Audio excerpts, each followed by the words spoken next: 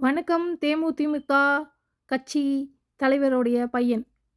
உன் பேர் கூட எனக்கு தெரியாது. பட் இருந்தாலும் உன்னோட போஸ்ட் ஒண்ணு பார்த்தோம். துரோகிகளோடு சேர்ந்து ஆட்சி அமைக்கிற விஜய் அண்ணாவுக்கு வாழ்த்துக்கள். துரோகத்த பத்தி யார் பேசுறது?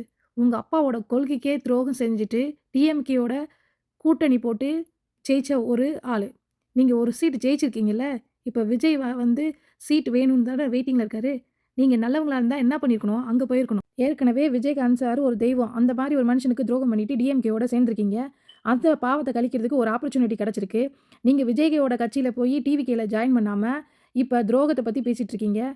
உங்க ஹஸ்பண்டோட கொள்கைக்கு நீங்க துரோகம் பண்ணிட்டு டிஎம்கே போவீங்க. ஆனா, டிஎம்கேல இருக்கிற கூட்டணி கட்சிக்காரங்க இந்த பக்கம் வந்தா அவங்கள துரோகின்னுவீங்களா? சூப்பர்!